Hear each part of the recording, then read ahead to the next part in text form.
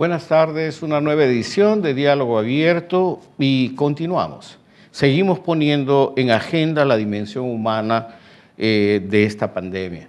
Esta vez con el tema de los ninis. Los ninis son los denominados niños que ni estudian ni trabajan, que a junio de este año, de acuerdo al INI, era una población de 1.400.000 y la estimativa que hay para fin de año es 2 millones de chicos entre 14 y 25 años que estarán ni estudiando ni trabajando, y evidentemente esto es un tema que tiene una dimensión social que es necesario ponerlo sobre la mesa, actuar y trabajar. El día de hoy tenemos un programa muy especial con panelistas muy destacados, que estará con nosotros el señor José Julio Montalvo, que es secretario nacional de Juventudes de la CENAJU. Estará también con nosotros la doctora Lorena Alcázar Valdivia, economista, investigadora principal de GRADE. Estará con María José Gómez, directora de la Fundación Forge, que también se ha unado a este diálogo. Pablo Secada, economista y docente de la Universidad del Pacífico. Todos juntos para analizar este problema. Las estadísticas, las cifras las tenemos, pero es importante poner en el escenario, más que nada, ¿qué hacer? ¿Cómo enfrentar esta situación? Sobre todo cuando estamos hablando de una nueva agenda de gobernabilidad que necesariamente estos chicos necesitan estar en el scope, en la pantalla de las soluciones. Mientras hablamos de esto, pues yo quiero, para iniciar el programa, agradecer realmente a nuestros amigos de UCI Noticias. A través de ellos estamos transmitiendo en este momento por el canal 18.1 y 14.1 en televisión digital, y junto a ellos en las redes de Canal 15 Ves Cable, Canal 1 Win TV, Canal 715 de Cable Más, Canal 516 de Claro. Y en términos de la red de infancia, por la infancia, también se han unido más de 15 emisoras de radio y emisoras locales de cable, que están como por ejemplo Cutibalurra, Diario del Chimbote, la región del Diario Judicial de Loreto. En fin, tenemos otras como La Voz de la Selva, estamos con Radio Alegría, estamos con Radio Tahuantinsuyo del Cusco, de Abancay era Radio Alegría, y no sé, hay algunas redes más, sí, Calca Televisión, gracias a amigos de Calca, Radio Onda Azul de Puno, Radio Yarabí de Arequipa, de mi tierra, también está en sintonía con nosotros. A todos ellos les damos las gracias, les damos la bienvenida, y ellos participan, como es normal, ya en todas nuestras, en las preguntas que se tienen que hacer. Yo, antes que nada, entrar directamente de lleno al programa, yo quiero mencionar que esta semana hubo un hecho importante, y es que nosotros tuvimos la posibilidad de asistir a un evento que comenzó a desarrollar el MIDIS junto con CUNAMAS, en la cual la señora Jessica Niño de Guzmán, directora de Juntos, anuncia un trabajo, la afiliación de hogares con niños y niñas de hasta 24 meses para que puedan recibir una ayuda económica de 200 soles cada 2 meses durante el año. La entrevista amplia será pasada en el programa Desde Casa con la Infancia al Corazón, pero veamos 30 segundos para ver qué nos dice nuestra querida amiga Jessica Niño de Guzmán sobre este nuevo bono, este nuevo programa que se está lanzando.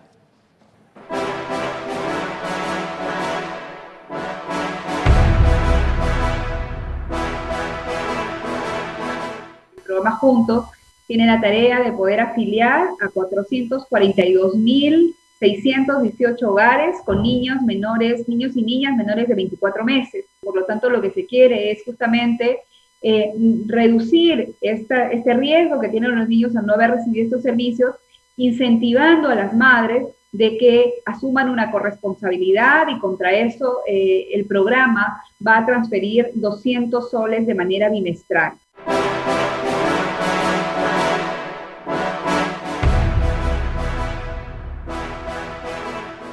Viernes en Desde Casa con la Infancia y el Corazón.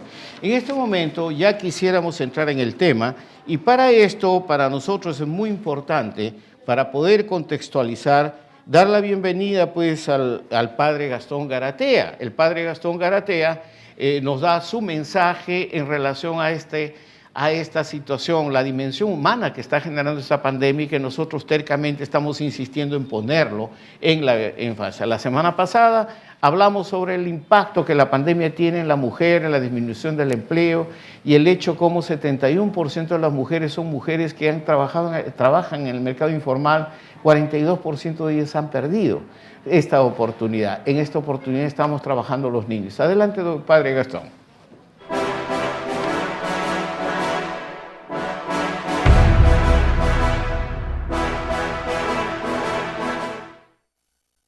Quiero dirigirme yo a tantos jóvenes y tantas mujeres, ¿no?, que en estos momentos están pasando por una experiencia bastante dolorosa, que es la de no tener trabajo y sobre todo de sentirse marginados, ¿no?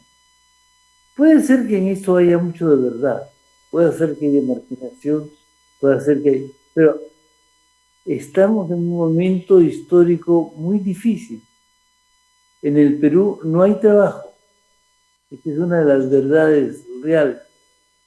Pero eso no significa que los jóvenes se vayan a quedar chatos, ¿no?, aplanados por esta realidad. Los jóvenes de la actualidad no han vivido, no han sufrido lo que hemos sufrido los mayores.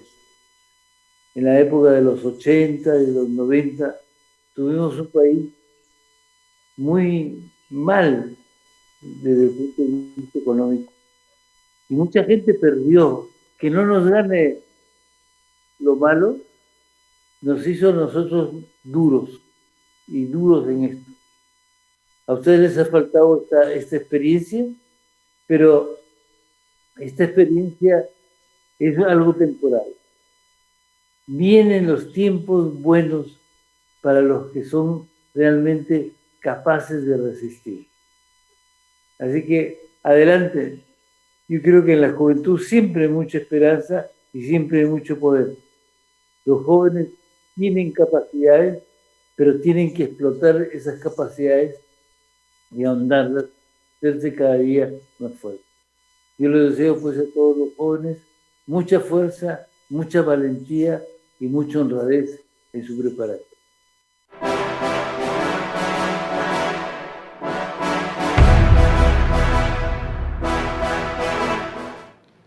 El mensaje siempre de optimismo del padre Gastón Garatea para los jóvenes, fundamentalmente, a resistir con valentía, así que adelante, es la expectativa que todos nosotros tenemos frente a la situación. Como es normal, todos estos programas tienen un informe especial que desarrolla la Agencia de Noticias para la Infancia sobre el tema. Entonces, esto para evitar que nuestros panelistas repitan cifras yo creo que aquí el tema es cómo enfrentamos realmente esta dimensión humana que están pasando estos jóvenes entre 15 y 23, 24 años en relación a lo que ya se les ha denominado los niños. Adelante con el informe de la Agencia de Noticias, por favor.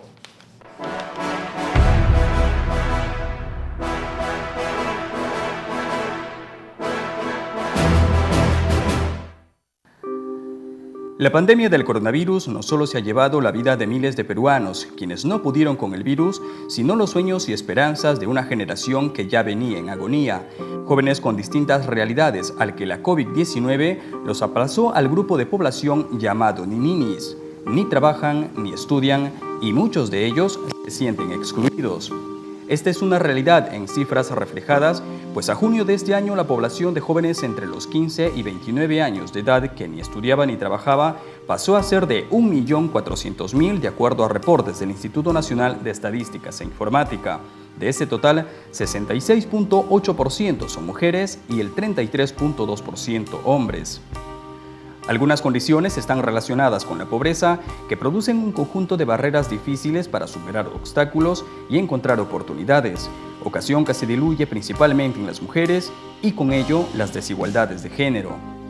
Brechas en jóvenes que arrastran desde hace muchos años, donde cada vez el panorama parece oscurecerse si de encontrar trabajo o estudiar se trata. Y es que el año pasado, la población entre los 15 y 29 años que ni estudiaba ni trabajaba subió en 18.9%. Es decir, sumaban 1.300.000 personas, según manifiesta el Instituto de Economía y Desarrollo Empresarial de la Cámara de Comercio de Lima. Las estimaciones pueden ser aún mayor sobre el número de ninis en el país, pues para el Centro de Investigación Empresarial del Perú Cámaras, al primer trimestre de este año, el 22.9% de los jóvenes entre los 15 y 29 años representaba una población de 1.908.592 de los llamados nininis. Para algunos expertos como Juan Manuel Ostoja, presidente de la Federación de Instituciones Privadas de Educación Superior, estima que para este 2020 el número de nininis llegaría a 2 millones. Entonces, hablaríamos de un apocalipsis con efectos futuros. Una situación donde muchos jóvenes ni trabajan ni estudian y donde las razones son compartidas. Es cierto que algunos de ellos nacieron con el pan sobre el brazo, sin crear esperanzas de futuro, pero también es cierto que a otros les quitaron sus sueños y ganas de salir adelante. Pero aún peor, a gran parte no se les mostró más que ilusiones.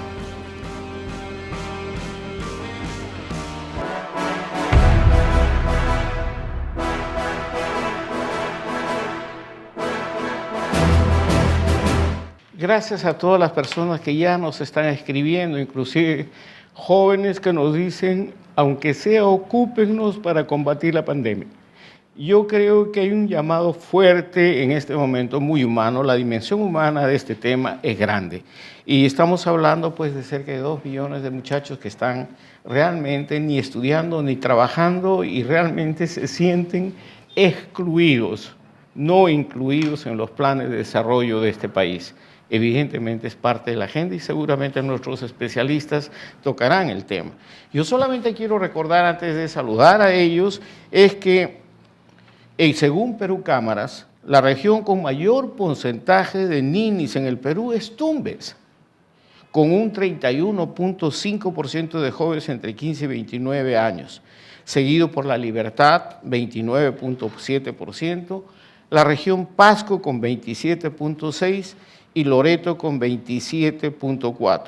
O sea, en otras palabras, la otra estadística es que 1 de cada 4 jóvenes perdió su empleo en el país.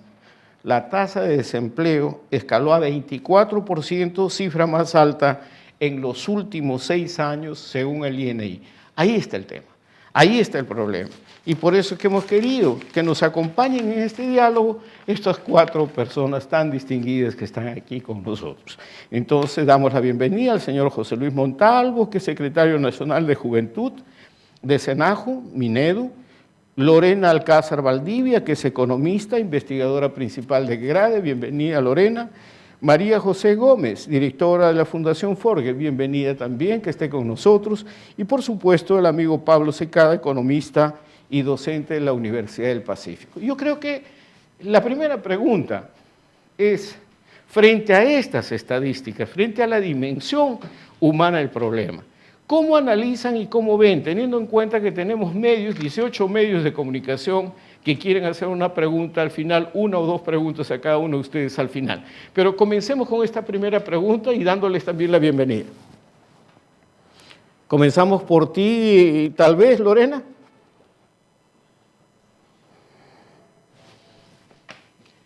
Adelante, por favor.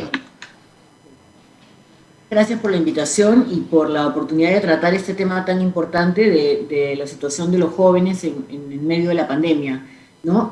Como sabemos, son los más afectados por la problemática de la crisis, tanto por el lado de la pérdida de empleo como por la parte de los estudios, ¿no? Que hay un altísimo número de jóvenes que están dejando sus estudios en técnicos, universitarios, incluso escolares, ¿no? Y con respecto a los ninis, que es el tema en particular que están sobre el que nos estamos enfocando, yo lo primero que quisiera comentar es que la preocupación debería ser más por los jóvenes vulnerables que por los ninis en sí, porque en la estadística de los ninis no se cuenta a los jóvenes que trabajan en trabajos muy precarios, ¿no? con horas al día, con absoluta inestabilidad, informalidad, que puede ser que una semana trabajan, otra no, porque en contextos de pobreza como el del Perú, más aún ahora en el contexto de la pandemia, son pocos los pobres que se pueden dar el lujo, por decirlo de alguna manera, de no trabajar. Entonces, estos jóvenes que salen y hacen cualquier tipo de trabajo precario, en la estadística de Mini específicamente, no aparecen, sino están como de alguna manera empleados, ¿no? Entonces, quisiera llamar la atención sobre eso. Además de las cifras de los ninis, que efectivamente nos deben de preocupar porque son jóvenes que no estudian ni trabajan, también debemos preocuparnos por esos jóvenes que dejan los estudios y se ocupan en trabajos muy precarios, que tampoco acumulan capital humano y que ven afectadas sus trayectorias, porque la problemática de los jóvenes no solo hoy, sino cómo se ven afectados en el largo plazo, porque se sabe que si dejan sus estudios hoy o si tienen trabajos precarios en los cuales no están mejorando su capital humano, su probabilidad de ser pobres y de tener también trabajos precarios en el futuro se incrementa muchísimo, ¿no? Entonces es sumamente importante atacar este problema. Yo te agradezco mucho, Lorena, porque estamos poniendo las cosas, estamos evitando hablar de estadísticas, porque evidentemente aquí se trata de poner el rostro humano detrás de estos números o de estos porcentajes. Y en ese contexto yo quería decir, ¿cuál es en todo caso la posición o cómo está analizando este tema en la Secretaría Nacional de la Juventud, doctor Montalvo? ¿En qué estamos? ¿Cómo estamos analizando esto? Porque esta dimensión humana del programa no está en los medios. ¿Y cómo es que estamos enfrentando este tema? Y aquí tengo una avalancha de mensajes de jóvenes en el chat, si ustedes lo pueden seguir, con preguntas, y también por YouTube y Facebook también, que estamos transmitiendo simultáneamente. Doctor Montalvo, para su primera intervención. Bien, en primer lugar, buenas tardes y gracias por habernos brindado el espacio. Nosotros el año pasado, en septiembre, aprobamos la Política Nacional de Juventud, la cual en su objetivo 2, que tiene que ver con el incremento del acceso a la población joven al trabajo decente, justamente uno de los indicadores preocupantes era que 1 de cada 5 jóvenes se les consideraba que era un joven que no estudiaba ni trabajaba, ¿no? Nosotros entendemos que en un contexto como el actual, con la pandemia, evidentemente estas cifras se han movido hacia arriba, ¿no? Y ya en realidad la cifra era preocupante porque estábamos hablando de casi alrededor de un 20%, había algunas estadísticas que hablaban de 21%, otras hablaban de 20%, según la metodología que se tomaba, pero el indicador ya para nosotros era bastante alarmante, pero también comenzamos a mirar dentro del indicador y encontramos que efectivamente, como ustedes han dicho, de cada 3 personas que no estudian ni trabajan, 2 son mujeres. Y en este contexto de estas 2 mujeres, allí también hay trabajo de cuidado, sobre todo de cuidado hacia niños y adultos mayores, trabajo doméstico no remunerado, trabajo en unidades familiares en el sector rural, que no se visibiliza, ¿no? Entonces, la idea es que efectivamente hay un tema con respecto a que la demanda de empleo es mayor que la oferta laboral, y eso se ha agudizado con la pandemia. Claro. Pero también hay un conjunto de labores que por el tema de género han estado invisibilizadas, y no es que 1 de cada 5 jóvenes antes de la pandemia no hacían nada. No, algunos de ellos sí estaban haciendo cosas, pero estaban en este tipo de labores que cuando el encuestador lo preguntaba, ellos no lo percibían como empleo. Ahora, entonces, doctor Montalvo, discúlpeme la interrupción, yo estoy de acuerdo, son estadísticas que estamos refrescando, pero también la última que ha sacado el INEI, que de los supuestos chicos, chicas que estaban trabajando con empleos formales, informales o por horas, uno de cada 4 ha perdido el empleo. Estamos hablando de una realidad. Yo no lo estoy diciendo, no es inversión en la infancia y niñez, es el propio Instituto Nacional de Estadística que está poniendo sobre la mesa estos datos. Entonces la pregunta es, ¿qué hacer frente a esto? Si usted quiere, esperamos la segunda ronda para ver cómo exploramos conjuntamente, ¿le parece? Ok. Gracias. Entonces yo paso en este momento a la señora María José Gómez.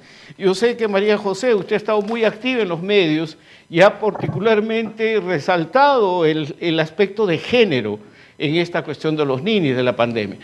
Por favor, en esta su primera intervención.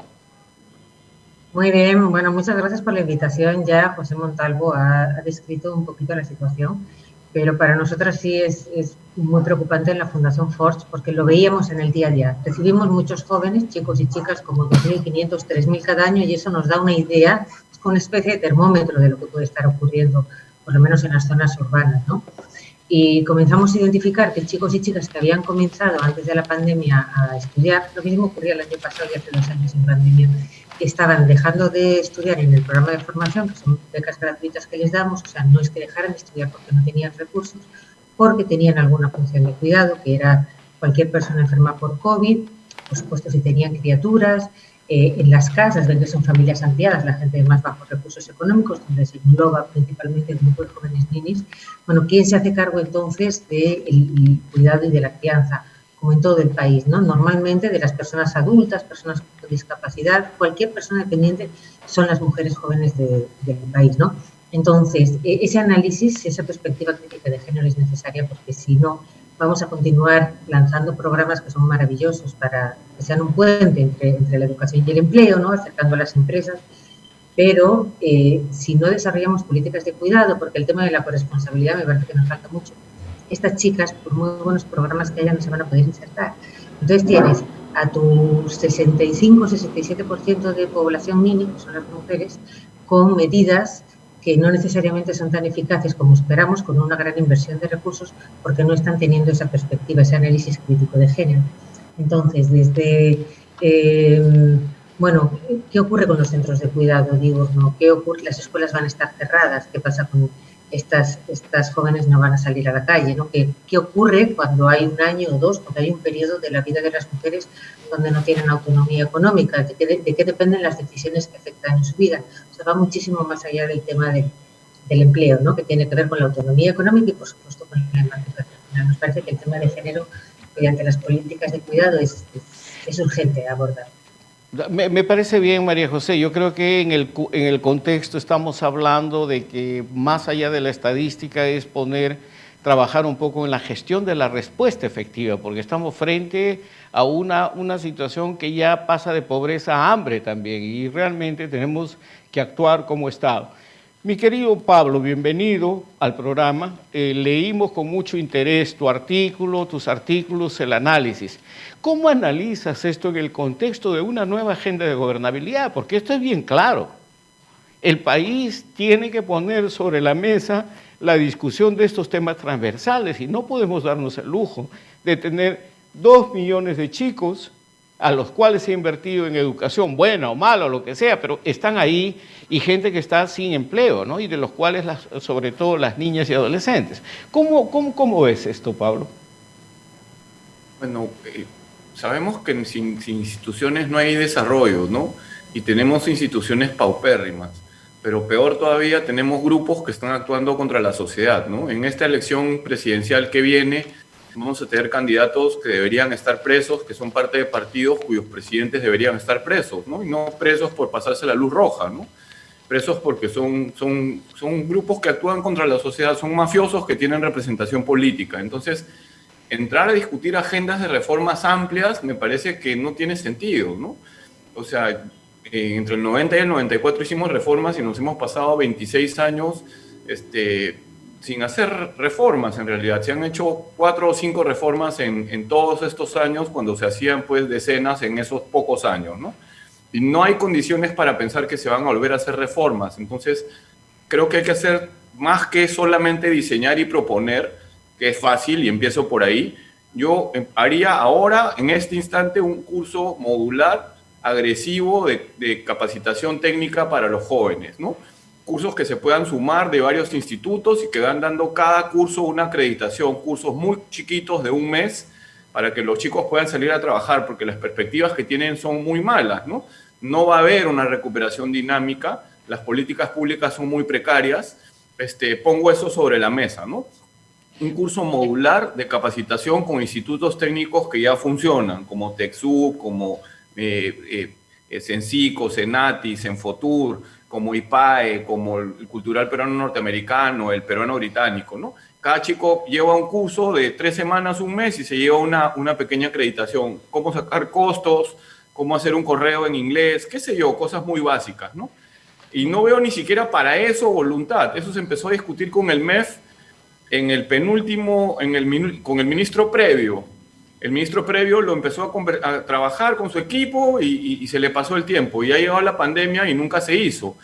Cosas así de acotadas se tienen que hacer y dejo para después una idea adicional, porque insisto en que no se trata de... Pablo, me parece muy bien. Justamente aquí recibo una nota de la Secretaría Técnica de Inversión en Infancia. Nosotros tenemos esta plataforma de comunicación y capacitación a distancia que estamos trabajando fundamentalmente con niños, infancia como respuesta a la situación de emergencia. Cada curso que hacemos son 2.500 personas, 3.000 personas, aparte de las transmisiones. O sea, para nosotros nos parece importante juntar esfuerzos.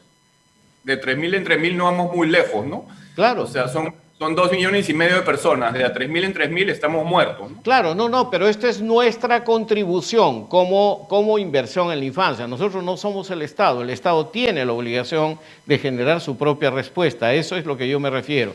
O sea, lo que estamos diciendo es que sí se puede. Hay posibilidades de hacerlo y hay posibilidades de juntar experiencias de los diferentes sectores. Yo les pido el chat está que revienta con varias preguntas ya en relación a su primera intervención.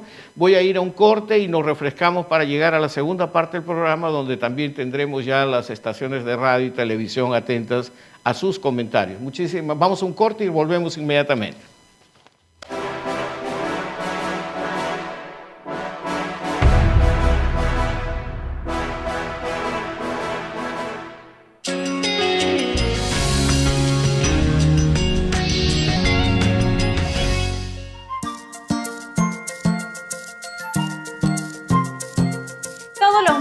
Miércoles y viernes a partir de las 4 de la tarde no se pueden perder nuestro programa especial Desde Casa con la Infancia y la Niñez en el Corazón, donde abordaremos diferentes temas de coyuntura nacional enfocándonos en la familia, adolescentes y especialmente para los más pequeños en casa.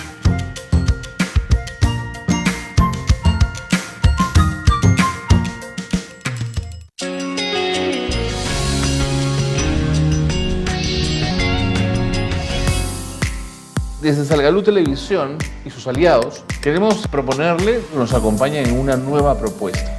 Se trata de poder mirar juntos cuáles son los alcances, las necesidades, cómo podemos estar en el mundo de la infancia en el marco de esta emergencia sanitaria. Infancia y niñez, respuesta en emergencia.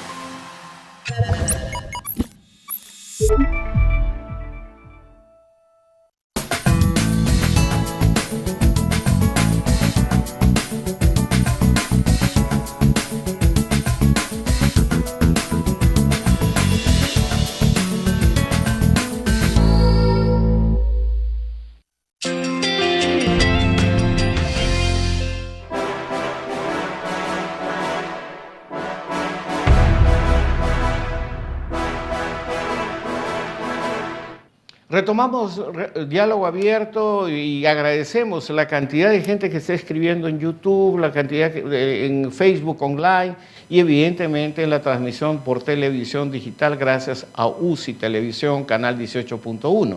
Estamos con nuestras plataformas de inversión en la infancia y también con Salgalú Televisión, haciendo un esfuerzo por socializar información y conocimiento y poniendo este tema.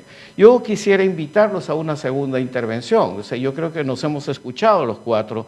¿Qué podemos rescatar de eso? Y sobre todo teniendo en cuenta que hay muchas expectativas, porque la verdad que mucha gente ni siquiera sabía qué era lo que significaban ninis, y otra gente no sabía, de las que nos están viendo, la dimensión humana del problema. Tengo muchos adolescentes escribiendo también que tienen miedo de terminar la secundaria. Entonces, yo quisiera una segunda reflexión de tu parte, por favor, si fueras tan amable, yo comenzaría por Lorena, como siempre, y luego damos una segunda vuelta. Segunda intervención, por favor. Bueno, sí, efectivamente hemos tocado varios temas importantes y, claro, nos preocupa sobre todo el qué hacer, ¿no? En un contexto tan difícil frente a la preocupación de los jóvenes que se ven en esta golpeados por la crisis aún más que el resto de la población. Y dentro de los jóvenes, como bien se ha comentado, y yo también quería tocar ese tema, son las mujeres las que están más afectadas, porque por varios motivos, entre ellos por el tema de los niños, porque recae sobre ellas el tema del cuidado infantil y de los otros cuidados en el hogar, y también porque son mujeres las que tienen una mayor representatividad en trabajos más precarios, tienen una mayor representatividad en el sector informal, y son estos los sectores en los que son más golpeados por la crisis, ¿no? Entonces, al adoptar medidas, sea con un apoyo en cursos de capacitación costo efectivos, como comentaba Pablo, sea de alguna otra manera, hay que tener cuidado de que las medidas que se tomen tengan un verdadero enfoque de género para asegurar que salgamos de esta crisis, por lo menos con no brechas más grandes, ¿no? Idealmente, en esta lógica de tratar de reconstruir mejor, deberíamos de tratar de que la post-pandemia se acorten las brechas, o por lo menos que no se amplíen. Entonces, eso es importante cuando se diseñan programas del gobierno, sean de vocacionales, de capacitación, de intermediación, etc. Otro tema importante que hay que poner bastante énfasis es el tema de la educación, porque se sabe que el factor que finalmente es el más determinante de que un joven sea nini o sea vulnerable en un trabajo precario es la educación, ¿no? El shock que determina más que se va a convertir en un nini es el desertar la educación, sobre todo la educación básica. Y era un problema que teníamos bastante avanzado como país, que ahora con la pandemia está sufriendo bastante y se espera que la deserción de la educación básica sea bastante más alta.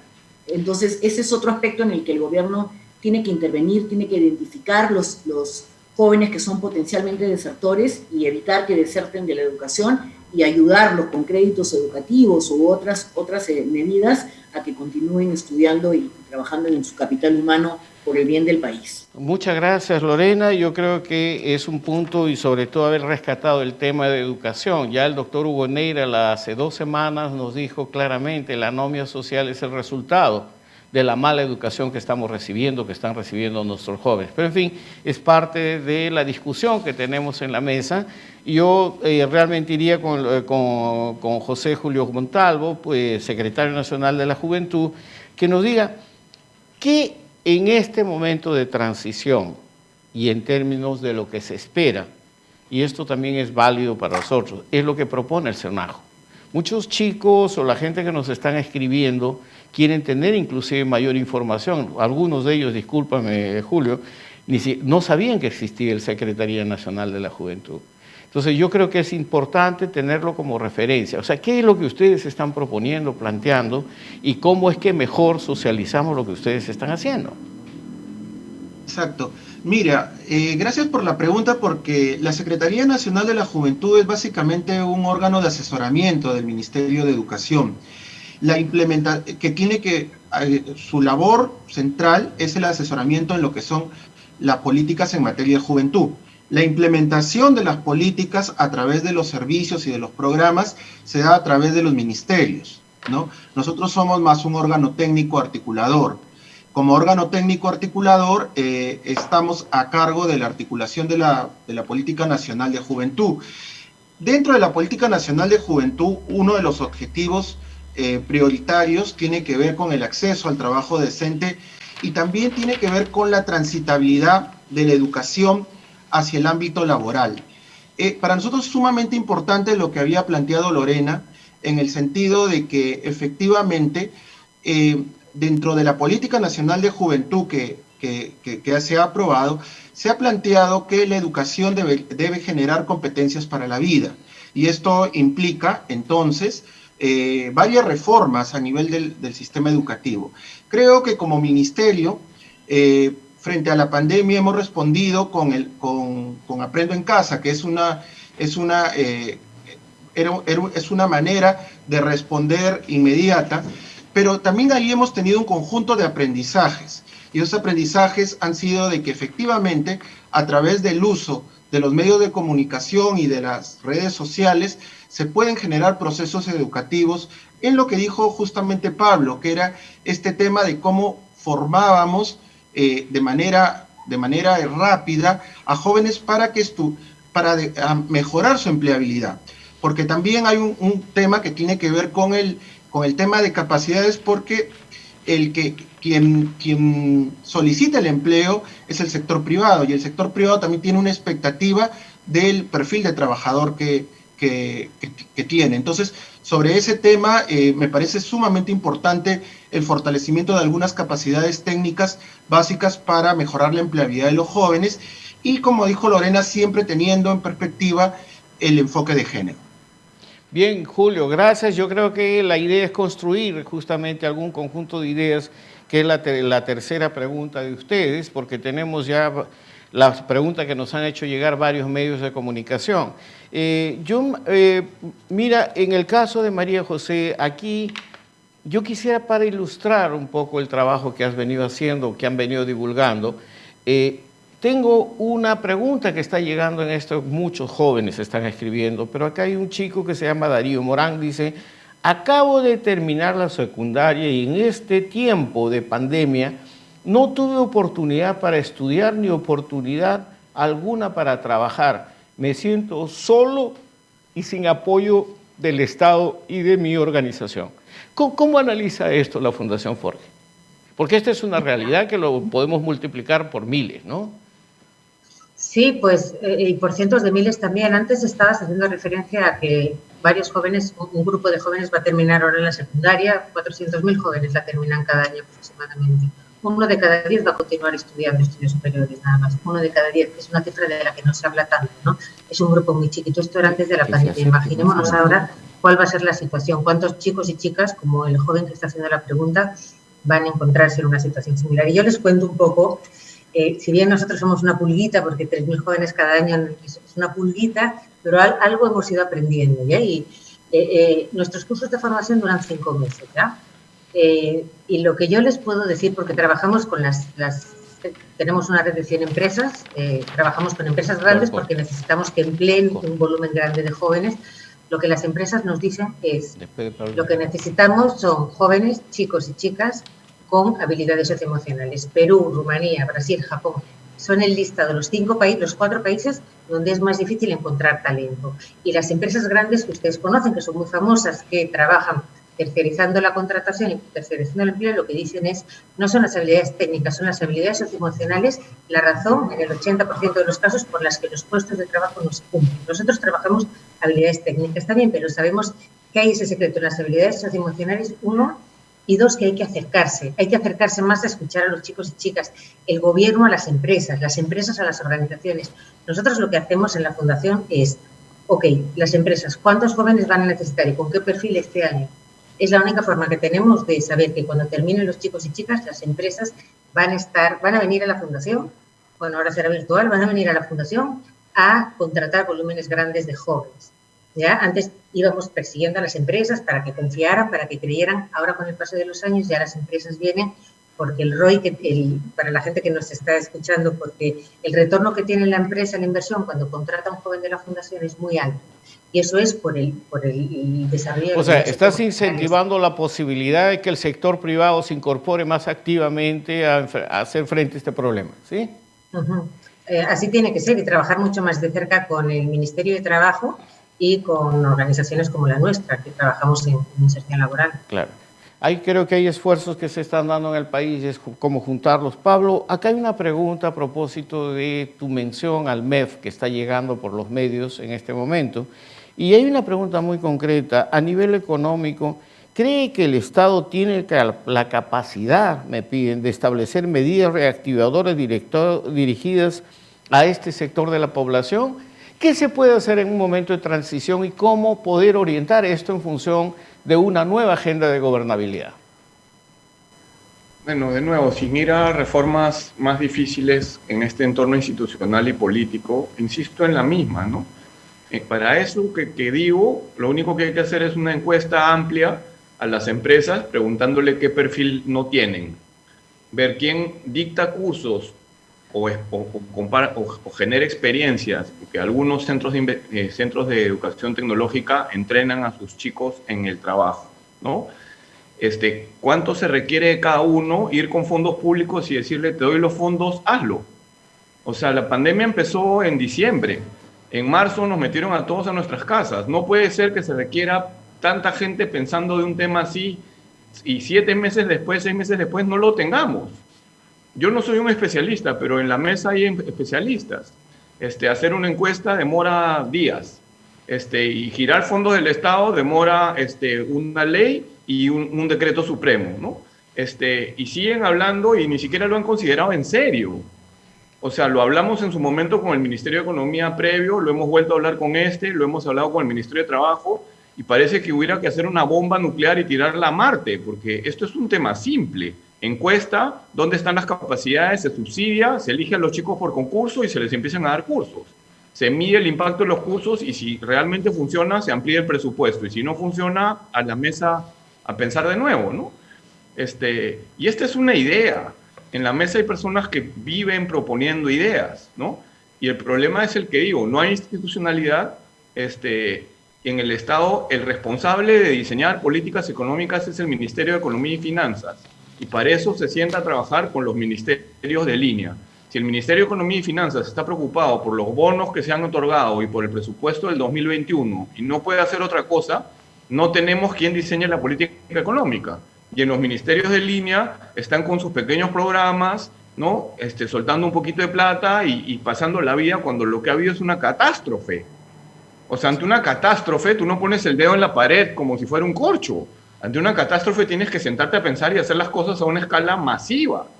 No a una escala, pues, de 3.000 estudiantes entrenados por el sistema que tienen, ¿no?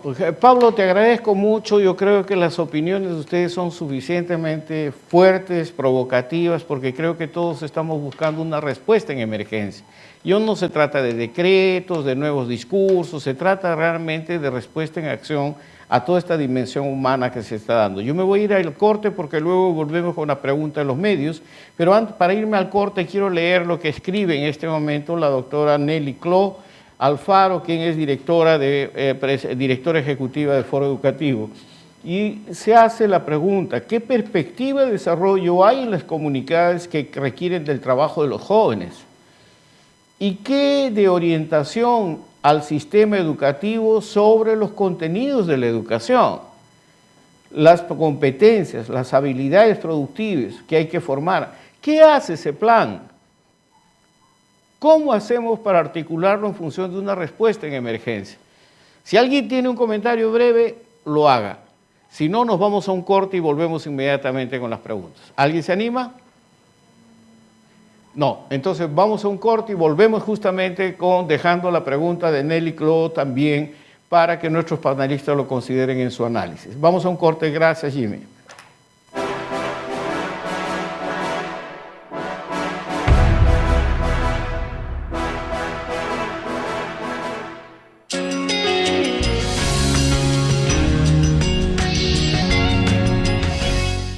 Estamos comprometidos con la infancia, con los niños, con las niñas, con los jóvenes y su pleno desarrollo. Salgalú, comunicación que nos acerca, y UCI, un canal inteligente, hemos formado una alianza para dar a conocer, analizar y darle relevancia a los temas más importantes y necesarios sobre nuestros niños, niñas y jóvenes.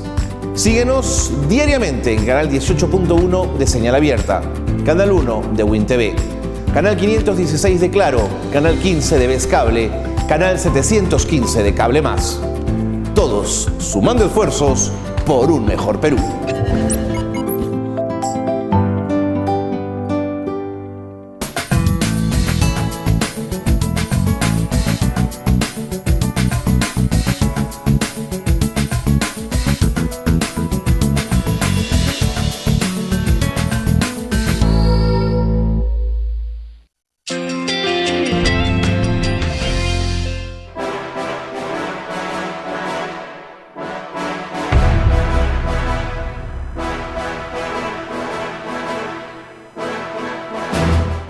Bien, estamos ya de vuelta y damos directamente con las preguntas de los medios. Entonces yo voy a empezar con Radio Estéreo, Diplomas de Trujillo, que es para que nos hace llegar esta pregunta para nuestra amiga de la Fundación Forge. Entonces la pregunta es, según la Fundación Forge, los más afectados laboralmente han sido jóvenes que tienen un menor nivel educativo. Si antes de la pandemia existía un déficit laboral, ¿cómo pueden conseguir un trabajo? ¿Qué cree que deberían hacer las autoridades? Si pudiéramos hacer breve, por favor, ¿sí? Muy breve, lo cierto es que hay una reducción del empleo, del 50% de horas se han reducido, ¿no? Entonces el desempleo desafortunadamente va a seguir un buen tiempo. Ahora bien, para tratar del poco empleo que hay, que efectivamente se ha cubierto y se ha cubierto con personas pertenecientes a familias de bajos recursos económicos, de nuevo nos parece que la solución pasa por trabajar programas muy cortos vinculados a habilidades socioemocionales en organizaciones que tengan perfil ya de las empresas. Busquen, hay programas nacionales que están haciendo ahora y si no los pueden sacar porque la parte pública tiene otros tiempos. Bueno, la parte pública, lo estaba diciendo Pablo, o sea, hay transferencias que se pueden hacer a muchas organizaciones que han desarrollado un programa que lo pueden virtualizar y que están preparadas para trabajar a escala con 10.000, con 20.000, con los chicos y chicas que quieran matricularse y apuntarse, ¿no? Nos parece que el tema de habilidades blandas, bueno, lo decimos nosotros y lo dice el BID y lo dice la OIT, la gente con la que trabajamos, por ahí va ahora la cosa, por ese desarrollo de las habilidades socioemocionales. Bien, gracias María José. Mira, yo aquí tengo una pregunta de Radio Tahuantinsuyo del Cusco, que particularmente la hace a Julio Montalvo, y dice, estamos en un problema en este momento en cuanto a que los egresados, muchos de los egresados que en este momento salen de institutos o instituciones debido a la pandemia, no pueden trabajar, sumándolos a la población de ninis, el Estado lo sabe, porque no hay forma de acreditar o darles un título o darles una credencial. ¿Ustedes están analizando este problema? Es lo que pregunta Radio Tahuantinsuyo del Cusco. Bueno, gracias por la pregunta y que conecta mucho con la reflexión que se hizo antes de ir al corte. Efectivamente, nosotros como Estado no es que estamos con las manos cruzadas, no. Nosotros en el marco de la Política Nacional de Juventud que se aprobó el año pasado, hemos formado un grupo de trabajo multisectorial que está diseñando la implementación de 39 servicios que tiene la Política Nacional de Juventud, mirando hacia el joven, y que son implementados por 11 carteras ministeriales. Los estamos diseñando en el sentido de que estos servicios puedan generar entre sí, los 39, la sinergia para asegurar el acceso al desarrollo de las y los jóvenes. Obviamente, la pandemia global, que no es solamente un problema de Perú, sino es un problema del mundo, nos ha puesto el contexto más complicado, pero también nos ha puesto el reto de cómo estos servicios que estamos por implementar, cómo los adecuamos a la nueva realidad, cómo adecuamos este aprendizaje que hemos tenido cuando hemos tenido que hacer frente a la pandemia. Cómo también aprovechamos el emprendimiento y también la flexibilidad que tienen las y los jóvenes para generar mayor empleabilidad. Perdone Julio, pero aquí me insiste Radio Tahuantinsuyo. Dice, los egresados no cuentan con documentos oficiales y no pueden trabajar sumándose a la población de ninis. ¿Qué es lo que ustedes están haciendo para realmente agilizar y que esta gente pueda tener, porque son miles de personas? Claro, efectivamente, el tema de la pandemia ha generado un conjunto de efectos que no estaban esperados, porque efectivamente ha sido un problema global, un problema complicado y del cual también estamos en proceso de salir. Sin embargo, como yo les he dicho, nosotros estamos implementando estos 39 servicios que tienen que ver con intermediación laboral, tienen que ver con el fortalecimiento de capacidades, tienen que ver con la inclusión de las habilidades socioemocionales, que es importante. Efectivamente, como Estado, sí nos estamos preocupando del tema, estamos adecuando los servicios al nuevo contexto que ha surgido, y cada uno de los sectores está interviniendo según sus competencias. O sea, entonces, esto quiere decir que vamos a tener una respuesta en cuanto a agilizar la titulación de estos chicos en todo caso, ¿no? El tema de la titulación de los jóvenes egresados efectivamente está a nivel del sector, pero efectivamente en este momento, utilizándose todo lo que son las tecnologías de la información, tenemos que agilizar esto. Agilizando. Ok, le agradezco mucho, Julio, y les agradezco a todos la voluntad. Yo paso con Radio Cutibalú de Piura, que es justamente para nuestra amiga Lorena Alcázar. Dice, según el INI, el 2017 habían casi 3 millones de adolescentes, los cuales casi 500.000 ni estudiaban ni trabajaban.